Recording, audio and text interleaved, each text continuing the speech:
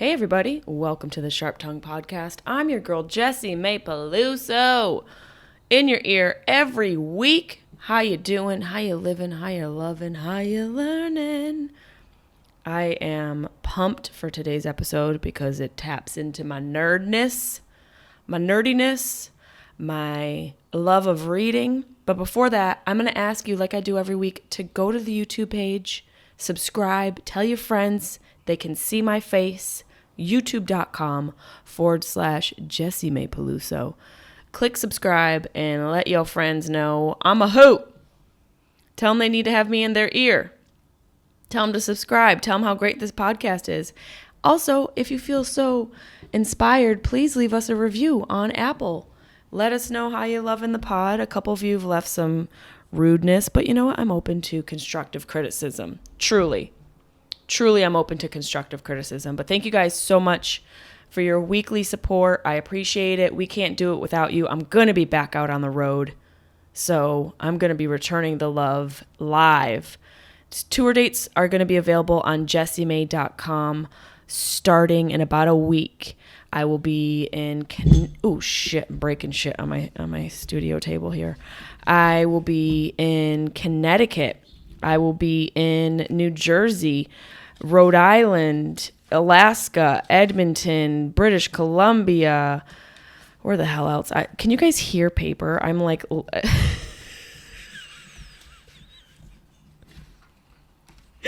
I have actually written down Atlanta, Syracuse, New York, Florida, Dallas, Texas. Let's see where else. I just want to let you guys know.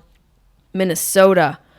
And a couple other spots. The tour is lit. That's not the name, but I'm releasing the name soon.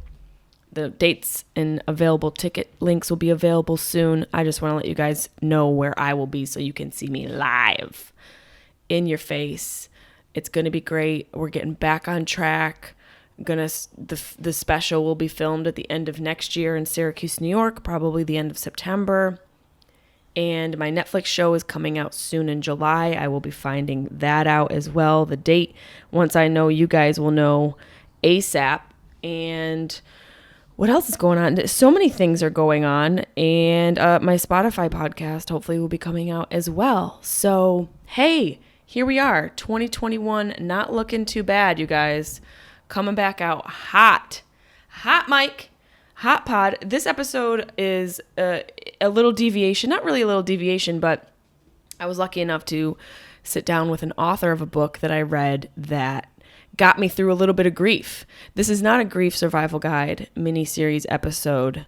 That will be, I do those as I'm inspired, so another one of those will pop up soon, probably in a couple weeks or so.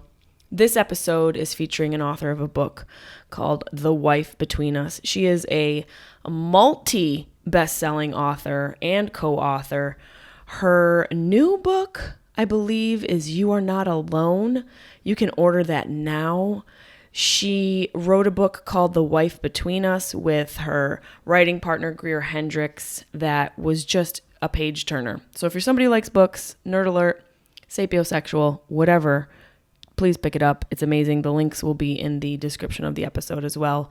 But I was lucky enough to sit down with best-selling author, mom, hot mom, Sarah Pekkanen.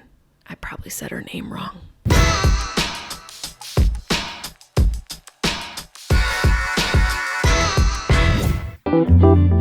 Sharp Tongue Podcast.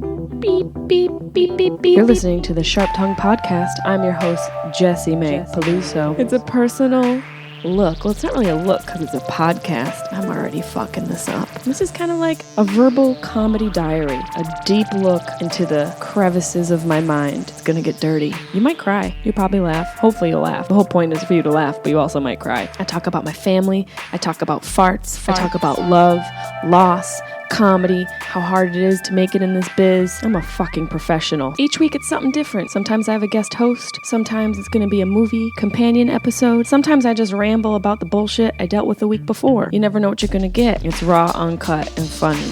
It's me. Hey peeps. We did it. Another day, another dollar. You've heard the intro. You know who's here. I'm excited to talk with her because I literally consumed her book like it was a delicious meal. It helped me get through grief because I didn't want to really deal with the emotions. And this book just sat in a place in my life that I needed. And we'll talk to her about it because it tells a story that you guys know about me that I have told on a couple different podcasts, but this book reigned true for my own personal life. But please give it up for the amazingly talented Sarah Pekkanen. Am I saying your last name right? Close. It's Pekkanen. Pekkanen. I'll answer to anything at this point. I've heard so many variations. I always add I had another author on who wrote Genius Foods, Max Lugavere. And I called him Max Lugavere, and he said, it made him sound more fancy. So now he's a Disney villain, and now you are as well. I love it. I will take it. Thank you so much for taking some time to sit down and talk with us. It's a shock to some people. I don't know why, that I am a book nerd. I love to read. It's my solace. It's just like having a good friend over your house. Like when you have a good book, there's nothing like it. This book, I have it right here. I was like, I got to contact her, and both of you, because you co-wrote this. Yeah. The Wife Between Us. Was this your third book co-writing with each other? So this was my first book co-writing with Greer. I did 8 solo books before. Greer was my editor on 7 of those books, and she left Simon & Schuster. We began to co-write together, and so we've written 3, soon to be 4, psychological thrillers together. So, it's always interesting when I see that there's a couple writers on a book. I wonder, how do you divvy up the writing?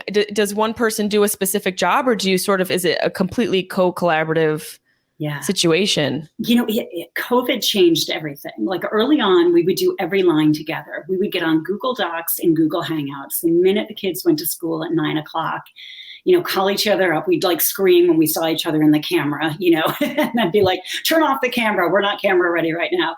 But then just start talking. And we would be in each other's homes and lives for, 8 hours a day, hearing everything going on, saying, hang on, I got to do a T&P break. That was our big thing, a T&P break for, 2 minutes. And tequila and pee? God, I mean, that sometimes like after 5, we'd be like, it's the writing's a little stale right now, with a little glass of wine.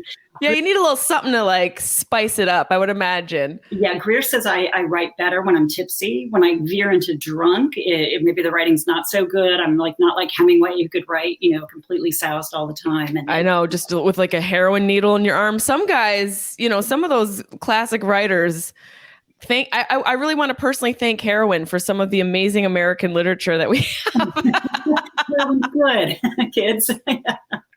Do drugs, write a classic.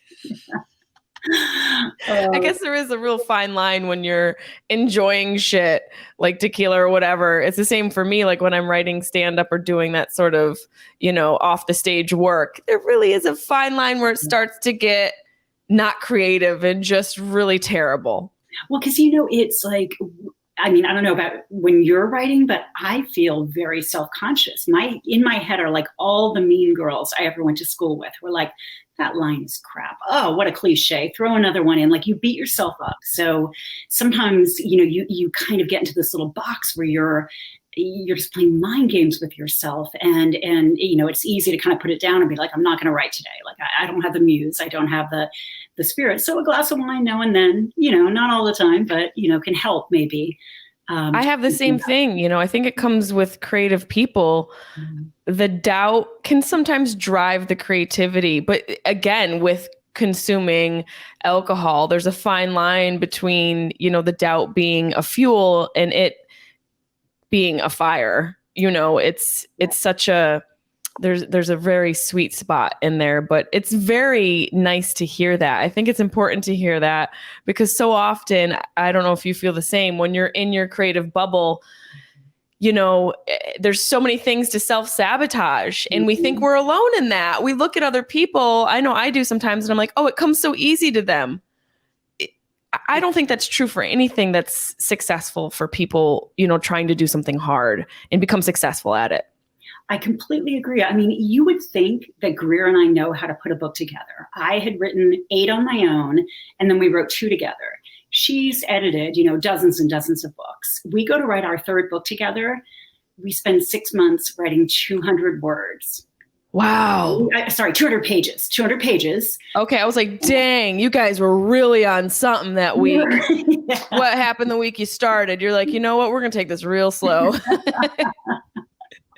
So 200 pages. I'm not a math person, obviously. We read it over and we're like, this is crap. This isn't working. We can't make a book out of this. We've written 200 pages and we have nowhere to go. We throw it out and we start all over again. 6 months of work gone. Oh my God. Now, when you do that, I guess having somebody, is it easier to be motivated to keep going? Because I would honestly just crawl into a ball and cry for a week if I had done that with like a stand-up special. Yeah, I mean, the thing is, about this business, it's you have to have something in you that makes you say, I'm going to keep going. Mm-hmm. I'm going to do it. You're not doing it for, the money or whatever it is, kind of, getting people to see your work and love it. Although those things can be great benefits, but there's something in you that's almost like an itch where you're like, I just got to keep doing this. Sometimes I don't even want to. Yeah. It's great. But, if I had stopped at the first sign of rejection, I never would have had a book published. I wrote a book. I had 2 young kids and I was writing in every carpool line, every, side of a soccer field, every time they took a nap.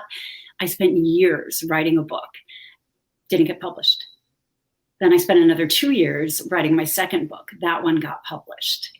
And does the first one, do you go back to the first one to dig it out, or has the first one that you ever written still is unpublished? Yeah, it's still unpublished. And I think, it taught me how to put a book together. So I think it served its purpose. But, of course, it's like, when you're doing, work and you're kind of spending every free minute like doing this and then nothing comes of it, you're a little bit crushed. But if you have that itch inside you, you're going to turn around and keep doing it. Yeah, I agree. I feel the same way. We are both in a creative industry, like stand-up is all rejection. And most industries, I think, where it's a thing where it's a career, anything, even if you're an astrophysicist or a psychologist, there's a lot of failure that comes along with that. This industry is different though, because our product needs to be consumed by people and it needs to be liked by people. So that brings in a whole other slew of emotional blockages that can sort of, inhibit the process. This book specifically, I can't even I didn't know what this was going to be. I don't really like to read too much about what the book is. I look for the bestseller. I'm one of those people. I just, it's never failed me. I'm a person who goes on Yelp and looks for the best lunch spot. I haven't been failed yet because you got to go with what the people are saying is good. And I could not put it down. And I love books like that. I love that where you think about it when you're not reading it. There's such an art to that. And so I thank you for you guys figuring that out together. But I have been with a man like I guess we can call him the protagonist but I say that, but then again, the story just takes so many turns that the man who's in this book, I've been with an individual like that. And so once I realized sort of what, was happening and I don't want to give too much away. I was in shock. And it made me wonder, my question is, did either of you go through a scenario to inspire you to write this? Because it rang so real to me. Thank you. And, Neither of us had that kind of a relationship in our lives. But what we did do is we are both really kind of curious students of psychology. We read a lot about it. We, listen to podcasts. And so we wanted to kind of build a profile of a certain kind of person. And the thing about the book that I think we really, wanted to convey is that we all view everything through a unique lens. Like, it's the same reason why if there is a car accident or a crime and you get 10 witnesses, you're going to hear 10 different stories. Yep. Because everybody sees things differently. And, you and I will both come away from this interview with like different memories, different recollections, a different experience. It's even though we're sharing it, we wanted to bring that idea into, kind of the life of the reader a little bit and the life of our characters, that our characters are almost different. They see their lives through different lenses at different times in their life. And that kind of new perspective, whether it's you're getting different information from somebody else that's saying, I always saw it that way. And then you go, oh, wait a minute. Maybe it's kind of not, what I always imagined things to be. So a lot of that was just like us kind of, geeking out on psychology and talking about, different things. We put little things in there, like the Bader-Meinhof illusion when you see something, like say it's a red Volvo. And you have that on your mind, then you will see red Volvos everywhere. You'll, read about them. So a lot of that just kind of filtered in sort of the themes of the book. But back to your original question about the character, I think one of the most powerful things for me, and I know for Greer, is when we've heard from readers who have said, this book, touched something in me because of something I've lived through. And we've kept in touch with some of those readers, and that's like worth it all. It doesn't matter, how many copies you sell. If you have actually touched somebody's life, they've spent a few hours with you and they've taken something away from it, that's incredible. And I honestly think, I know that this book, although it is, entertaining, and I did see that, I was like, oh, they definitely are into psychology. Mm-hmm. Just the way you sort of broke down different things that were going on within each character. It honestly, I was like, okay, they're obviously doing their research, because I've read books where you're like, I don't know, I think this person just sort of pulled this out of thin air, but it felt so full and informative. I had to Google some stuff. I'm like, okay, they're making me Google. I knew about the Bader-Meinhof because, I was doing some research after my mom passed away, and I'm open to everything, but I read a book about like the signs after somebody passes away. And then I sort of attributed it to, it's kind of like a Bader-Meinhof phenomenon where, I always see this thing. And so I had to sort of look at it that way practically for myself, because that's just how I am, to be able to understand what was going on. Because as much as I want to have I wanted to have a mystical approach to my mother's passing, I also needed to understand the psychology behind it. So I just thought that was funny that, interesting that you had written about it in the book. And it just further validated how I felt about that scenario. Can I read a sentence that I had to reread a couple times to you? I would love it. Okay. Because I think people really need to listen to this, and ladies out there and anybody in a relationship needs to listen to this. There was Richard's truth, there was my truth, and there was the actual truth, which is always the most elusive to recognize. Mm-hmm. And that can be true for a lot of things. And it's such a deep statement to relationships, because so much gets lost because people get lost in each other. I guess my question is, have you ever, and I know you sort of touched on it before, but was there ever any relationship where you sort of lost yourself that you pulled from to put into this story? That is a good question. I've never been asked it that way. You have said to me, your earlier question was a little bit different. You said, did you have this kind of relationship? And what you asked now was, have you ever lost yourself in a relationship? And yes, times in my life when I've been very vulnerable, I have lost myself in a relationship. It's a great distraction, like all the anxiety you're feeling about, you know, whatever it is in your life, if you channel that onto like this thing, it becomes a little more manageable in a way. So that's definitely something I have done. Even though I've had other times in my life when I'm totally self-reliant, like you know, after college, put on a backpack and went around Europe for 3 months alone with no plan, no phone, you know, $1,000, you know, that was sort of it. And, you know, nobody knew where I was, and that's totally fine. So I think, you know, it goes back to maybe the theme of the book. We're all different people at different times in our lives. And, you know, there are circumstances outside and inside that play into that. I agree. And I'm also happy that the guy who was dubbed the Serpent didn't find you on your travels. Did you watch that Netflix miniseries? The Serpent? Oh my God. There was this guy like in the 70s snatching up backpackers. Oh my God. And like beautiful women like you, just, you know, and you know, that whole era where everyone's like, oh, we're all friends. It's totally cool. You know, after the sexual revolution, we're like, oh, drugs are awesome. Let's just go hang at this guy's house. And this dude would drug these people and just cause absolute mayhem. So I'm so happy that he didn't snatch you up. Yes. That's a good thing. Yeah. I don't know why. I have 2 more sentences. Is that okay? Yes, I love Okay. I do this regardless if I get the opportunity to discuss it with the author. If Emma didn't live up to Richard's expectations, it was inevitable she would fail to. There would be consequences.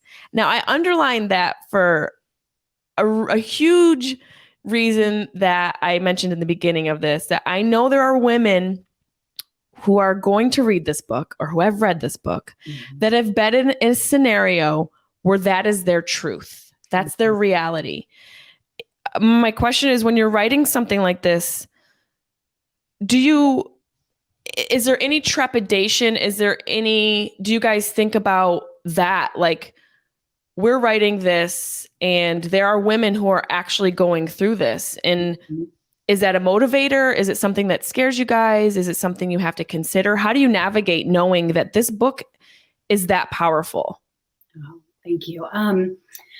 You know, it's funny because sometimes the things you write that you don't expect to be controversial end up being sort of controversial. And you get a little surprised. You know, with that line, that was the truth, that there would be consequences in this kind of a relationship. It was just a fact. It wasn't a condemnation, although obviously, you know, that's not a positive thing. It wasn't, you know, affirming it or lifting it up. It was just like, this is the truth. This is what's going to happen. So we weren't worried about any kind of backlash or any, anybody approaching us about that who had lived through that, because I think we were very careful, like, you know, where our sympathies lie if you're, you know, reading the book. Yeah, especially if you get to the end, you're like, man, I felt like I wanted to go and you know, get on all my friends' cycle schedule. Like, let's all cycle together and take over the world. This is a really general question, but because I am someone who has been in the process of writing a book while going through very traumatic things and trying to find a place, and an emotional place, but also from a technical standpoint, just understanding the place to start. How does one start a book? And I know it's a big, broad question and it's different for everybody. So I guess, how do you start a book? What's the first thing you do?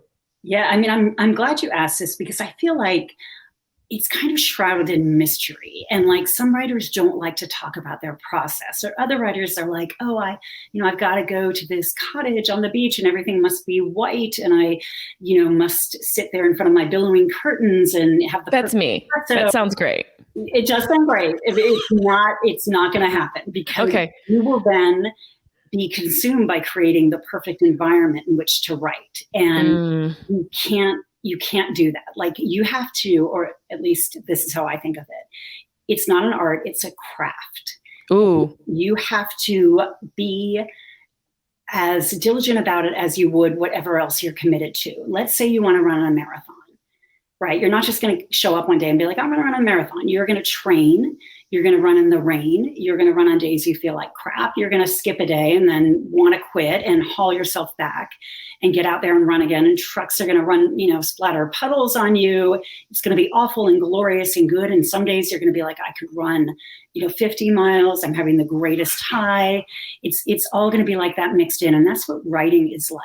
Like, you just have to commit every single day. I am going to show up and I'm going to you do a page a day, you'll have a draft of a book in a year. And so, just make yourself do it. There are some books I can recommend that really helped me. I read Stephen King on writing. Yes. That's right. So that's a great one. That my favorite of all time, which I recommend and I send to people, James Scott Bell, Plot and Structure, is my Bible. I'll grab it from downstairs. It is like marked up. I have like outlines of, books I've written on it. Because the thing is, like, holding a whole book in your mind is overwhelming. Like, if you're writing a 20-page paper, something like that, like, you can pretty much handle it all in your mind. When you're writing a book, I mean, Greer and I, we have two minds and we're still calling characters by the wrong name. We get back our copy edits. So, like, you said, blue eyes, he has brown. You said it was a Tuesday, it's a Friday 2 days later. Like, just those kind of mechanics, let alone keeping the plot, propulsive and going and making the reader want to turn pages. All of that is a lot to do. So having a book that kind of breaks down the mechanics of it, like the James Scott Bell book, is terrific. It's been invaluable to me. So an outline is vital, especially I would imagine for something like this where you're dealing with tenses of time and you're dealing with different characters in different times of their life, and the psychology aspect. It's almost like two books in one because of how layered it is. You talked about treating it like you're going into a marathon. I'm wondering, what are some distractions you've had to overcome yourself and your career? Because let me tell you, there are distractions all over the place.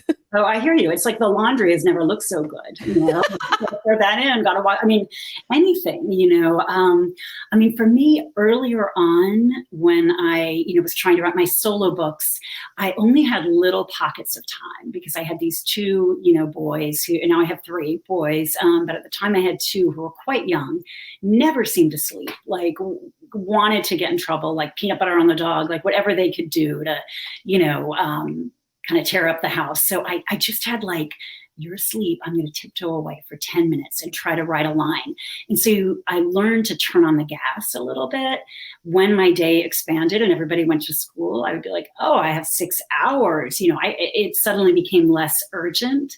But that's where the discipline comes in, where you're like, I'm going to sit here, I'm going to turn off my phone, I'm going to turn off, I'm not going to be able to go on Facebook, Instagram, whatever. And I'm going to make myself just write that page or 2 pages or whatever it is. And even if it's like you were talking about the craft, even if you're not sure where you're going in that specific day, it's more important to be in the process of it than to just say, well, I don't know what I really feel like writing today. It's important to get into that habit and create that sort of momentum, don't you think? 100%. No writing is ever wasted. It might not make it into your book. It might make it into something else. It might just be like, okay, I, worked out the kinks in a sentence and I'm going to be more confident the next time I do that. It is much better to just write anything. And a lot of writing, prompts, if you ever go to like a writing workshop, they'll say, sit down, I'm going to set a timer for 15 minutes. Your pen has to keep moving across the page. Write nonsense. I like that. I like a timer. There's always got to be like a little device for me. So I like that. I might use that and try that in my own process that I'm in. I've got something for you. So National Nano Write Month, National Writing a Novel Month. If you follow them on Twitter, November is a month, and they do little like sprints and prompts where, I wrote half a book. Wow. Workbook. by doing that, because I needed that motivation at that time too. But they'll be like, 15 minutes, go. Or, if you're having trouble with a character, put her in a scene with this. And, it's a lot of fun and you feel like you're in a community. I'm going to put that in the show notes. So I'm definitely going to ask you to send me that information. Where, I wonder about your background because, I don't know if your parents are writers or if they were collegiate. What was your upbringing like and what got you to become a writer, this beautiful writer that you are now? Those are two very big questions. So take your time. My dad, his parents were immigrants, never got past, I think, fourth grade and seventh grade, mechanic and waitress. He knew he wanted to write, but not fiction. He wanted to write medical nonfiction. He had some. Whoa. That's like ambitious. Where were his parents from? Do you mind my asking? Finland, and then my grandmother was French Canadian. Okay. So, my grandfather didn't really speak much English. He was a, mechanic, but brilliant, hardworking, wonderful people. And my dad was born with a heart condition and told you won't live past 20. The technology had not been created to save him. And I think he just spent so much time in hospitals for different reasons that he got really interested in medical writing. So he ended up going to college, They managed to send, their son to college, and he became a medical writer. He wrote 7 books. And I would see him like getting lost in this world. And I don't know if it's genetic or if it was like learned, but I did that too. From the time I was a little kid, I would write books. I always knew it was fiction.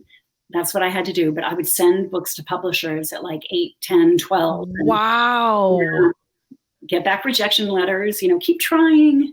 Did you keep any of your rejection letters? I love keeping stuff like that.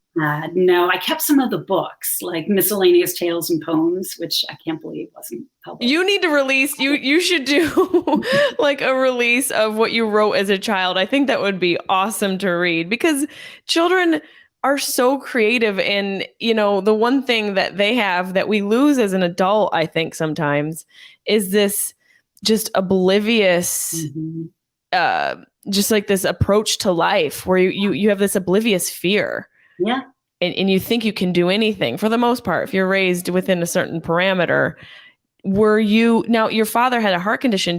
Is he still with us? Did he survive? He is. Wow. They created the technology. He had open heart surgery, I think he was 22, and is, knock on wood, still with us. And he's 82.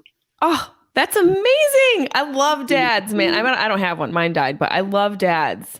I love dads that have lived through, that sort of age where they had to really adjust from this war-torn era, no technology and everything sort of transforming into this faster world.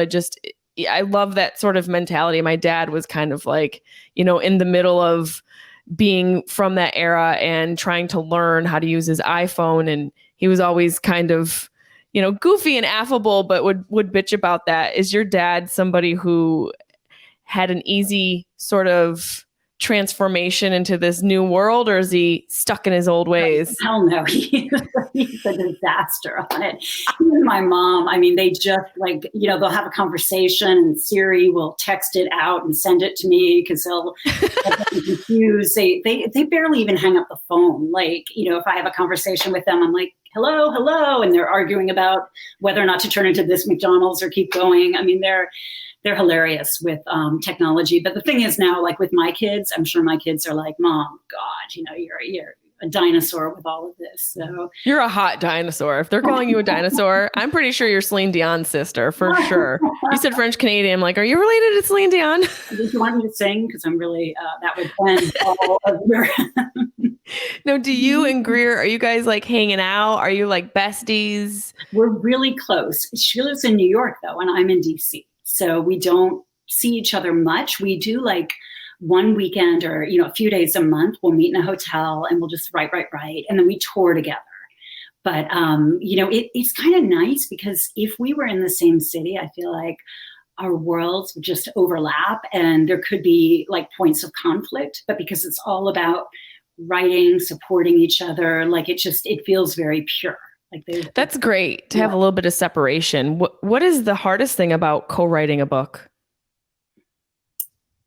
I mean, honestly, probably the only thing would be like if you're ready to write and the other person is like, oh, shoot, I have this dog. Like we're very accommodating with the other, and it's happened on both sides, but like, oh, I've got a doctor's appointment, I can't start till, noon, and you're kind of chomping at the bit.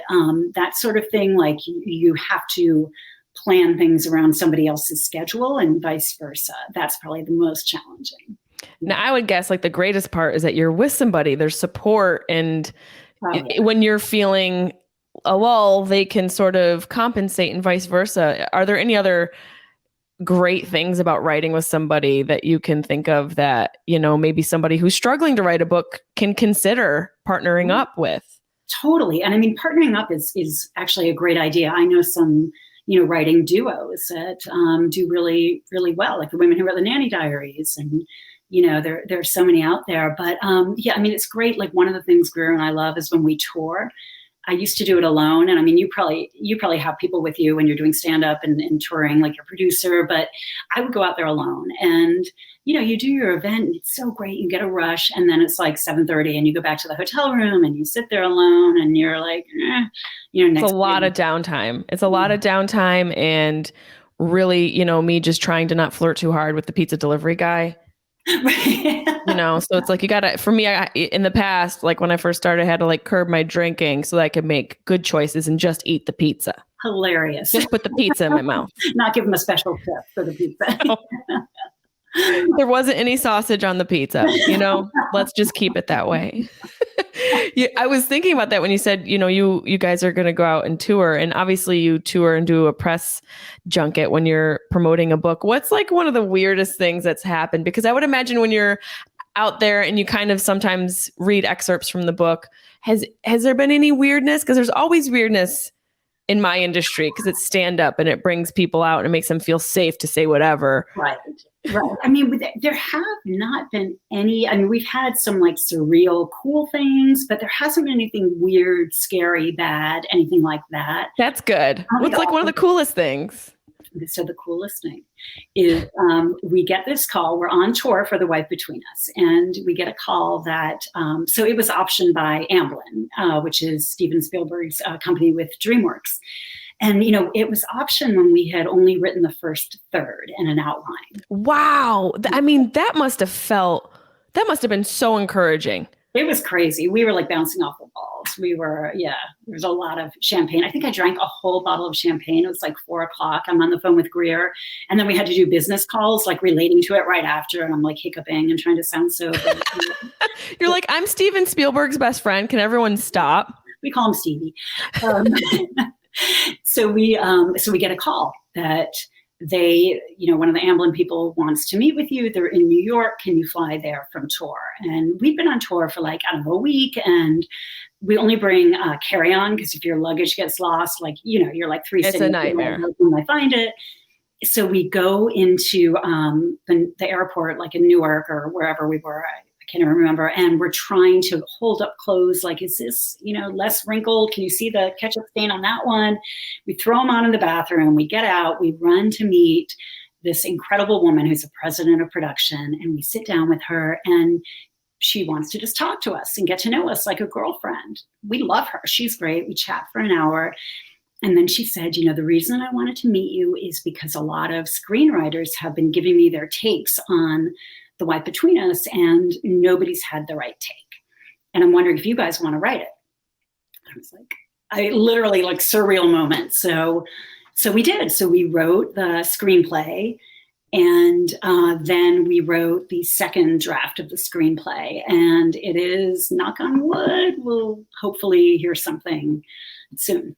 Well, if you need a girl to be in there, I'll deliver. I'll do whatever. I'll be in the background working at some little bodega, whatever you need. I'm your girl. I think you're not going to be drinking tequila with Greer on one of the tables and like in the background things. That would be amazing. That's honestly, I feel like, as a writer, you probably have a lot of goals. Was that ever a goal for you to have it optioned? Because I feel like now, especially, it's become more, not standard, but something you see more often, especially like, this book being sort of in the zeitgeist of like a Gone Girl or something like that. Was that sort of a long-term goal for this book, or was it just icing on the cake? I mean, it's like every writer's dream. Like when I was writing, my solo books, like a few were optioned and, that was always amazing. But a lot of times things get optioned and then nothing happens. That's more the way it goes. Oh yeah, that's this industry. Hurry up and wait, and then nothing. Yeah. So, we, when it got optioned, we're kind of like, okay, this is great, but, haven't heard anything for a while. But I mean, the thing that has been the most shocking to me and also like the most wonderful is that I was a journalist. To answer part two of your question from a while ago, I was a journalist for a long time, and I loved it. Good memory, by the way. I have 3 kids, so I'm always juggling. I've got something going on in one corner all the time. But I worked as a journalist, loved it. Like did big feature narratives, covered Capitol Hill, did all kinds of that. And then I had 2 boys within 2 years, and I ended up not being able to do the kind of stories I had kind of immersed myself in. And so I left my job at 31 and stayed home with them and began to write, novels a few years later, just because I had to write. But I didn't sell my first book till I was 40. I didn't hit the New York Times bestseller list till I was 50.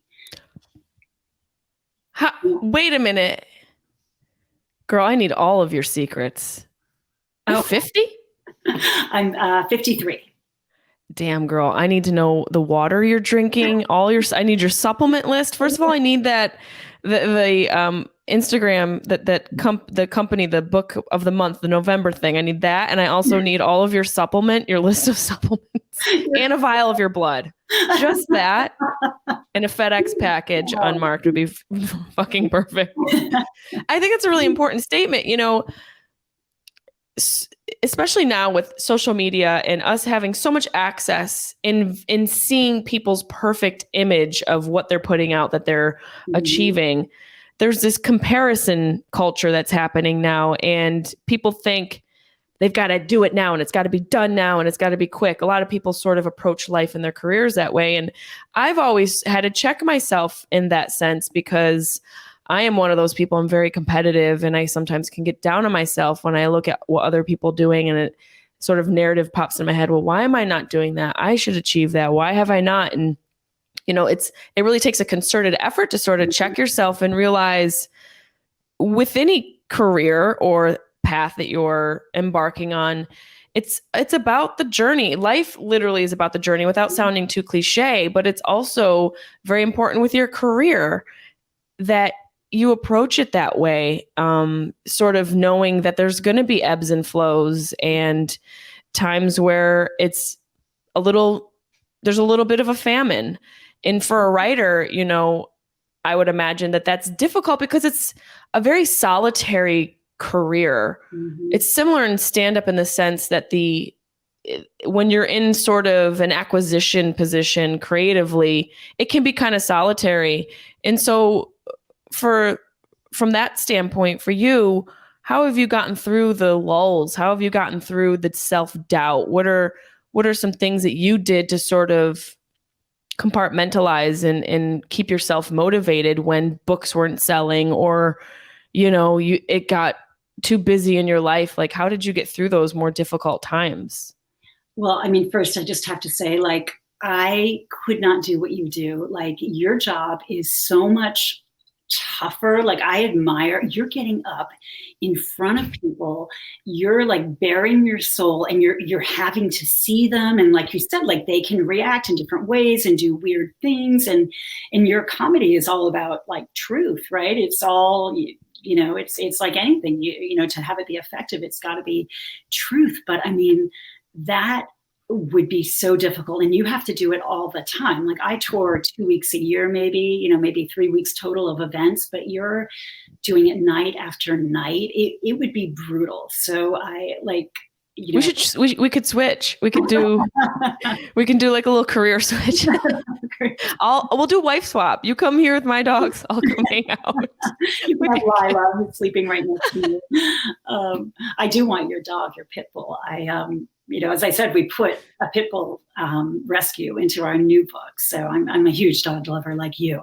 I love that. And is the new one, is that the 4th one with Greer? How many? Yeah, the fourth The one. Golden And when is that going to be released? The Golden Couple. Yes. Yeah, that'll be out March 8th. We generally turn them in and it's like a year. People think like, you can rush a book through if it's very topical. Like if somebody, there's a huge scandal, you're going to see a book about it, pretty quickly, but that's not the norm. Generally, the cycle is that we, turn in our books. We have a really, really good editor, super sharp, smart. She sketched out the cover for The Wife Between Us. Wow. To show the designer, like, here's what I have in mind, sketched it out. She called us one day and said, hey, I've got a title for your fourth book, The Golden Couple. We wrote a book around it. We're like, that is a great title. The title was first this time? The title was first this time. I love that. And it's like, when you get a good title, like, how do we make this into something? Yep. Yeah, no, she's one of these just unbelievable people. Where was I going with this now? We were just talking about how good my memory is. Now I've lost my memory. Well, you made me remember that one time I was reading this book at an airport lounge and somebody asked if I was on the cover. And I was like, thank you. Ooh. Yeah, because it was like 7:00 in the morning and I was not looking as fresh as these two ladies, but I'll take it because they're hot. I'll take it. Cute blondes in the front. Hold it. We get like some readers holding it to the side and putting their profile on it. So I don't know where I was going. I was going with the process. So we turn in the book to our editor. She reads it and then writes us a letter or calls us and gives us notes. And for the new book we did, we had put in one name, like on page 248. And this book had been read by we had a few friends read it. My boyfriend read it, Greer's husband. Nobody catches it. Our editor, who's doing 15,000 other things that day, is like, you gave away your whole twist by putting in the name on page 212. So she just pulled that right out there, saved the book. If it had gone to press like that, it would have been a nightmare. See, sometimes everybody slips up. Everybody slips up. Oh yeah. Yeah. We all slip up. That's why you need. We on Instagram, we all screw up all the time. Our houses, our lives, our relationship, our kids are not perfect. It's shocking. I know. Well, that's a part of life, that is the guts of any sort of creative piece, the flaws and the things that sort of equalize us all. Mm-hmm. One thing that inspired me when I was sort of doing a little bit of back research on you, I was really cyber stalking you. I was inspired because you posted a picture of you at a marina, and I think you were doing a location inspiration, maybe writing, and it made me inspired for my own book and endeavor in writing to go back to my house, because I'm writing about my parents. And I'm wondering, when you do that, if that's what you were doing, what's the process when you put yourself in a location that may be a character in the book? Are you sort of, I imagine myself, I see if it were me, I would just go to my mom's house, get stoned and kind of let the moment come to me. But I would imagine your process might be a little bit different. Well, so I know what you're talking about now. So for the Golden Couple, we set it in DC, and we wanted to have a scene in a certain area of DC. I hadn't been there in a while, and I had something going on with my kids that day, and I just needed a few details. So I had done a reading, and this wonderful young woman showed up, and we ended up chatting, and I dragged her to come out, to drinks with all of us after, and she calls me her aunt. I call her my niece. We've just stayed in touch, but she lives in DC. So I'm like, I'm trying to figure out these details. And she's like, I'll go. I'll FaceTime you. I'm right around the corner. So she went down to the marina with her FaceTime. And I was like, hold it up there. Okay, I need to see that. What does that stone look like? Got to put in those details. That was FaceTime. That's awesome. I mean, that's even a whole other approach to adding details to your book. I think, for me reading it, the one thought that I had is the characters. Do you sort of approach the characters kind of like a screenplay writer would, or, somebody that's maybe doing a biography where you write out all of their characteristics, like what they would eat? And how deep do you go into your individual characters in a book? I'm such a nerd. Is it crazy that I'm interested in this? No, it means you're a writer. I mean, you're thinking like a writer. I mean, that's all the stuff I wanted to know. And, I was lucky to find a couple people who were really generous. I remember I met Jodi Picoult, who writes everything, amazing. And I was like, I had just sold my first book. I went to this event where she was, speaking, and I ended up like chatting with her for a couple minutes. She could not have been kinder. She like treated me like a peer, even though she's, all that. Lisa Scottolene is another one. I was walking into a party in New York. I don't even know how I got invited. It was a People magazine party. Because you're a babe, because you're Celine Dion's sister. So, I will sing if you keep that up. Don't you threaten me. And I had like just gotten divorced and I was feeling like crap. And I'm like, oh God. And I walk in and there are all these fancy, there was a guy behind me in line and I kept looking because I was trying to see if like the one person I knew who was going to the party was coming. And it kind of looked like I kept checking out the guy, but I really wasn't. And so I was kind of getting annoyed, like, I'm not checking you out. And then I realized it was Ryan from The Office who had a book out that year and was coming to the party. So I had to change my whole energy to be like, I'm not checking you out, but I am a fan. But you started like put your hair behind you. You're like, hey, I'm just here. I'm an author. I'm a published author. Divorcee. So anyway, so I go to the party. I'm like, I know nobody. And I see Lisa Scottolene, who's this huge, amazing author. And she walks over and I'm like, oh, whatever. And she's like, you're going to be my date tonight. Come on. And she's like the queen of the party. Like it just like, so some authors are extraordinarily kind, generous. Jennifer Weiner is another one. So I love her books. Love her books. I always feel like if I can pay it forward, like a little bit of what they have done, giving you any tips, secrets, support, like I want to do that for other people. Like there's plenty of room. There's plenty of room. There's no need for anybody to hoard information. That doesn't help anybody at all. Like the hoarding of knowledge, and knowledge is, if not meant to be taught, it's wasted. And sharing your experience, like it doesn't inhibit your process as a successful writer. If anything, it's the exact opposite, Yeah, and women have always come together. I feel like we're so good at building community, and we're so good. You haven't met my sisters. Some women. We're good at burning things emotionally. Oh yeah. I've got some relatives like that too. But in general, like women are good at community support. Like, I'll watch your kid. I'll do that. Oh, you didn't bring a snack. Like, and so I feel like that is translating to the professional world. Like now that we're becoming more powerful, bigger, stronger, in different industries where we haven't had the opportunities, like we are looking out for each other, and it's been great. For quarantine, I was thinking it would be the perfect scenario for someone to write. What was the quarantine like for you as a writer? Was it inspiring, or were you like, oh fuck, now I'm stuck home? Well, and I'm forced to do something. We're kids, that's the thing. Like they all came home. Like I have a 12-year-old who was trying to do online school. And I mean, now he's at the point where like one screen isn't enough. He's like, got to have 2 or 3. I'm like going around just taking screens from him at all times.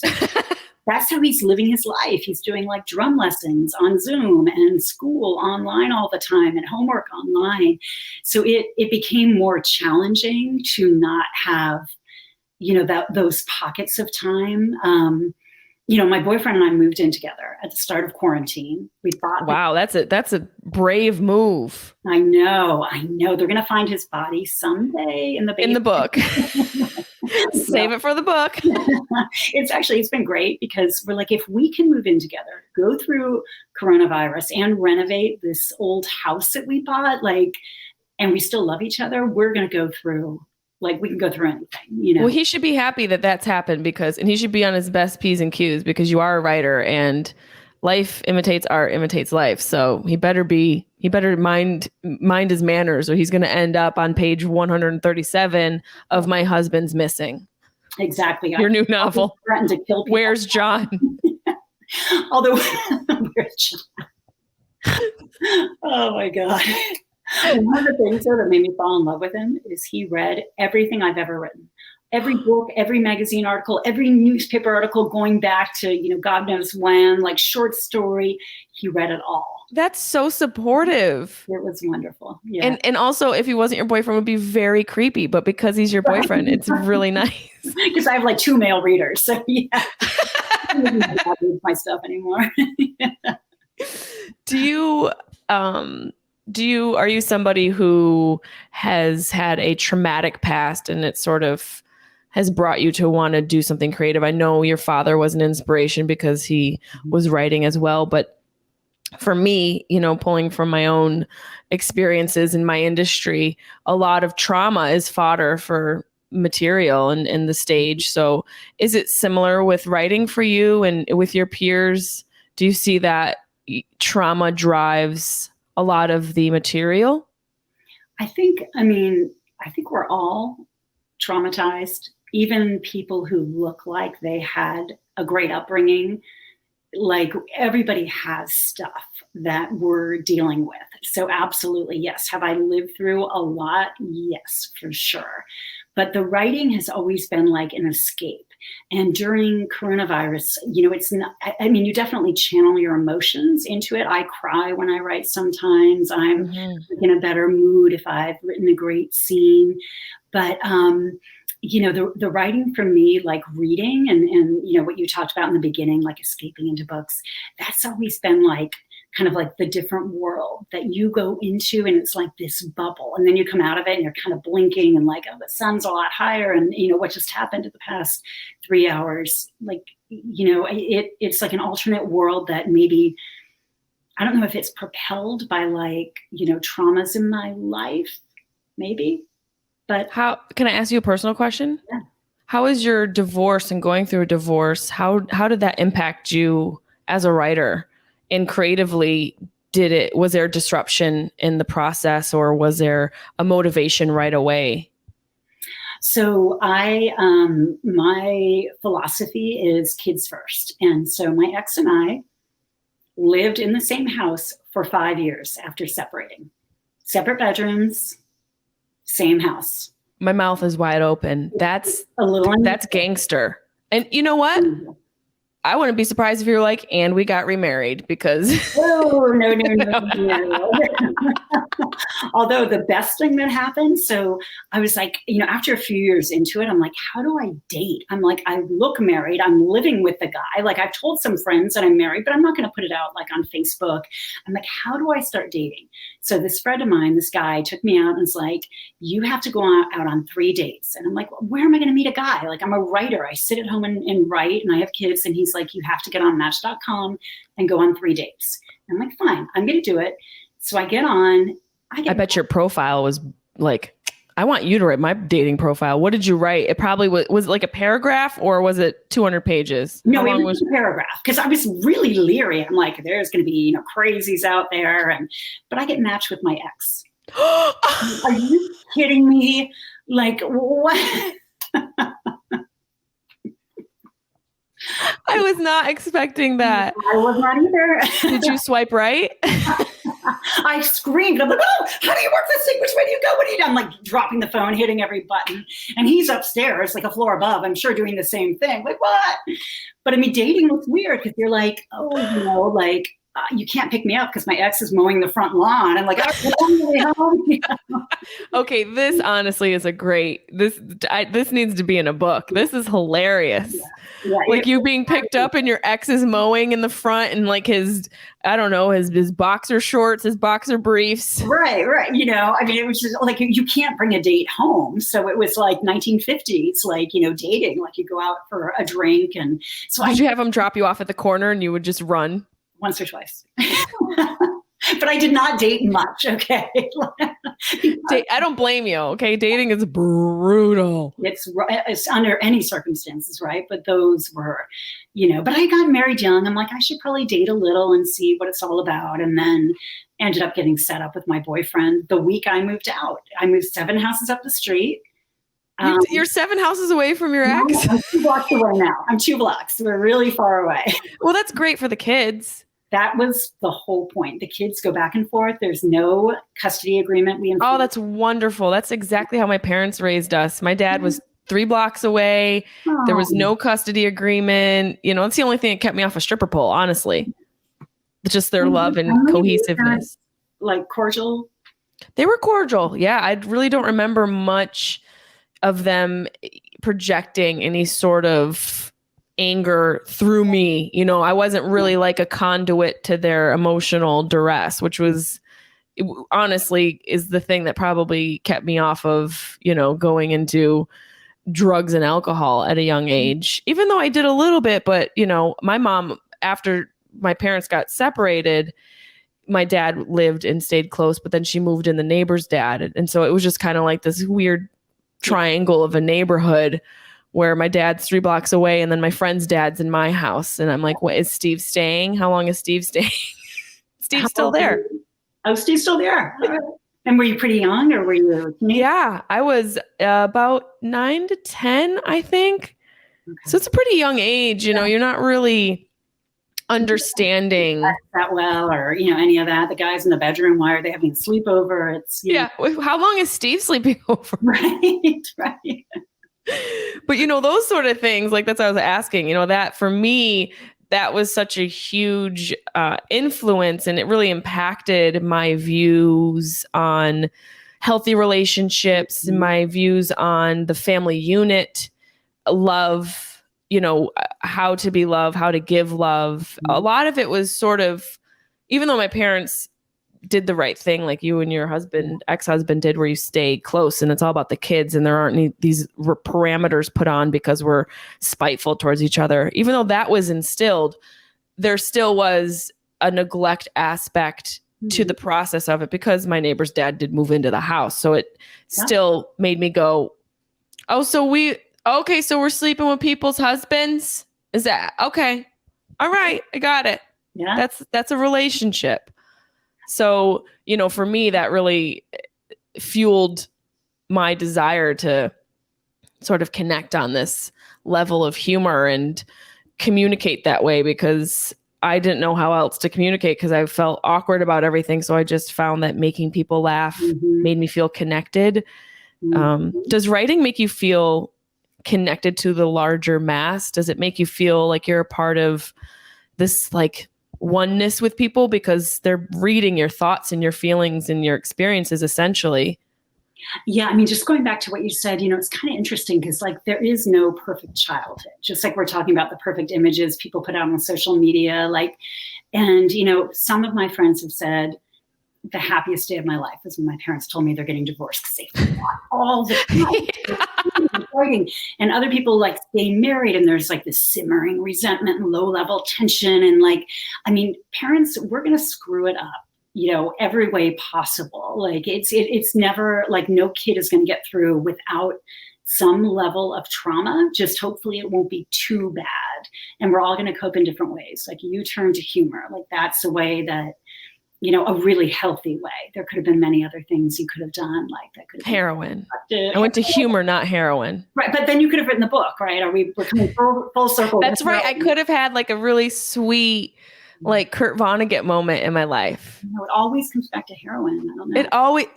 That's a great opening sentence to a book. Yes. It always. I tell that to people because I've got it so much on the mind whenever I'm in conversation with people. I'm like, that's the opening line to your memoir.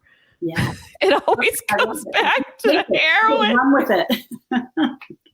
Right? I mean, just the way a book title can inspire you to write a sentence. That's how I work. I work in, like, lyrics. Yeah. So you start with a sentence that just kind of comes to you and then you go off that. Yeah, I do. Because a lot of my writing is conversational when I'm out with friends, or podcasting inspires me a lot. You know, I'll write down a sentence for stand up, you know, it'll be a statement or something. And here's a really powerful sentence I'm going to tell you, just because I'm getting used to being truthful. The first time I had sex, I was raped. So I'm going off. That is a deep, deep dive into something very heavy. But because of that, I'm intrigued by it because it's so difficult. Where do I go from there? How do I develop that into something? So that's something that happened to you, and that's a line in your memoir. Yes. Wow. That heavy at 58 minutes in, huh? But I'm so glad. You know what? The thing is, we women are like, we get these messages. You're not supposed to talk about being raped. You're not supposed to talk about miscarriage. You're not supposed to talk about being groped on the subway, whatever it is.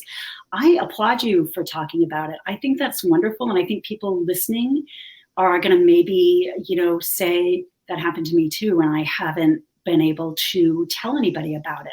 Yeah.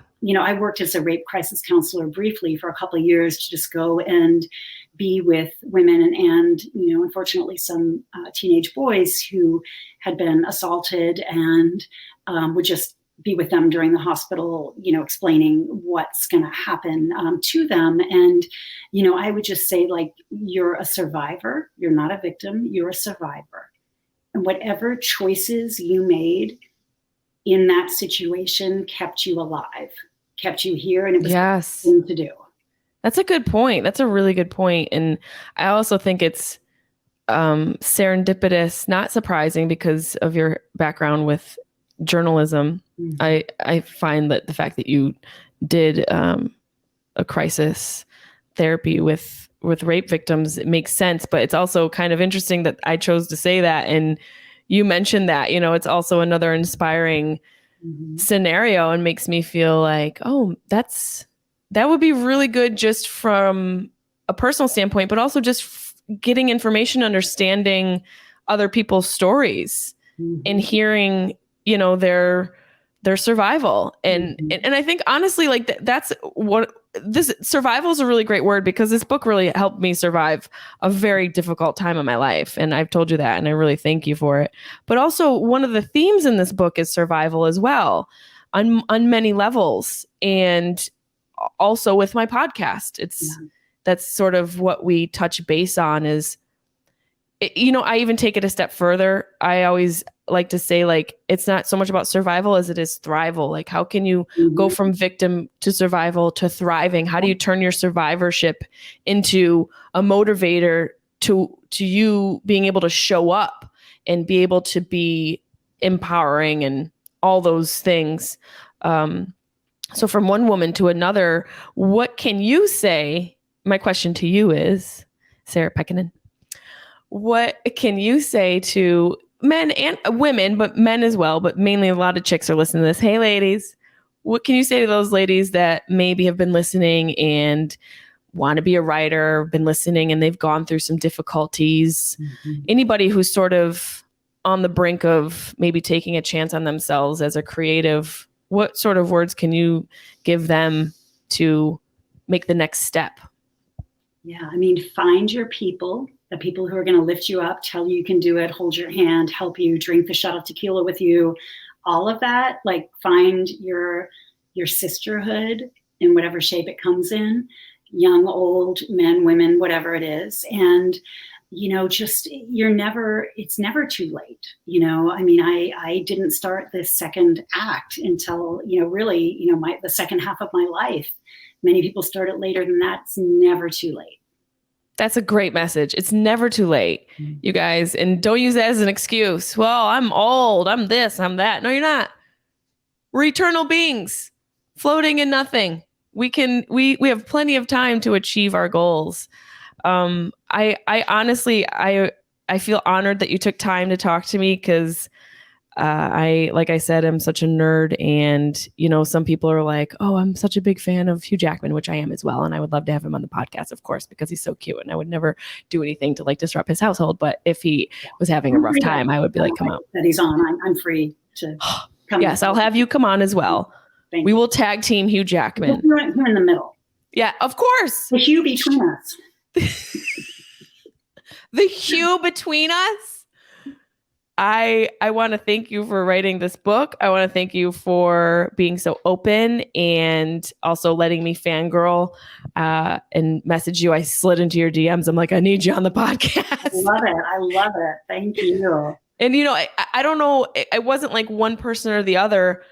I honestly, like, I looked you both up, and I was going to hit you both up, but it just naturally, the universe sent me to you. So please send Greer my love, and maybe I can have you all three on after I read your next book. Because I always like to read the book before I have the person on. It feels weird otherwise. Yeah, I'm so glad. Not everybody does that. Thank you for doing that. Yes. Well, we can come on together with the next book. We'll send you, and I'm going to send you plot and structure. That's going to be my thank you to you for. That's so sweet. Yeah. I'm going to send you some weed. Great, I've got teenagers. They'll intercept it. I'll send it to your ex-husband's house down the street, just so you don't get in trouble. Hilarious. Well, thank you so much. Where can my listeners find you? Tell them anything, any downloads or whatever. I'll put all the links into the show notes as well. But where can my followers find you? On any social media, it's sarahpekkanen.com. Pekkanen, thank you. I was like, wait a minute. Classier. And just Facebook, Instagram, Twitter. Yeah. And you guys look out in March for The Golden Couple. The Golden Couple. Thank you so much. Thank you for taking time. I appreciate you allowing me to nerd out for an hour with you. I had so much fun. Thank you. Thank you.